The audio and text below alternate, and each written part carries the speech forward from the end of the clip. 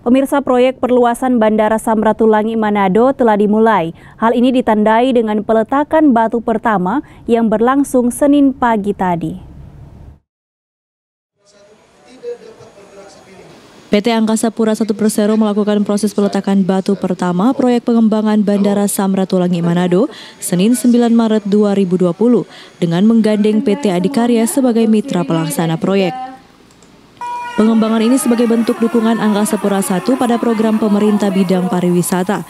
Sulawesi Utara adalah salah satu destinasi wisata super prioritas. Jadi tidak sampai di sini.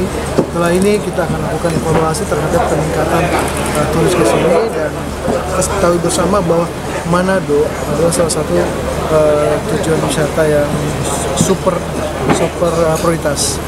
Kita ke bagian 3 Angkasa Pura I di mana Borobudur, Likupang sama Mandalika. Kita ada di sini dan mengembangkan Manado mendukung tujuan wisata yang ke Papua. Gubernur Sulawesi Utara Olidono Kambing menuturkan dengan dikembangkannya Bandara Samratulangi ini bisa mendorong kunjungan wisatawan ke Sulawesi Utara. Ia juga meminta 15 kabupaten kota untuk memperbaiki objek-objek wisatanya. Kira kita akan mensupport semua kegiatan pembangunan ini, baik dari perizinan dan lain-lain. Kita akan support penuh agar supaya target pencapaian kontrak ini sampai Oktober bisa maju sampai September bisa selesai.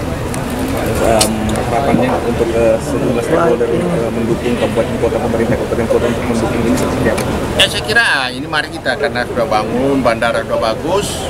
Semua waktu Pak Presiden berkunjung sini semua minta, tentunya kabupaten kota akan mempersiapkan kunjungan daerah-daerah wisatanya diperbaiki sehingga manfaat dari berdirinya bandara baru ini bisa langsung dirasakan oleh masyarakat.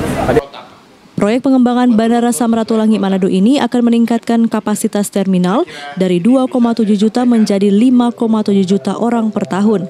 Di tahun 2019 lalu, Bandara Samratulangi telah melayani 2,2 juta penumpang dengan 22,7 ribu pergerakan pesawat serta 13,6 ribu ton kargo.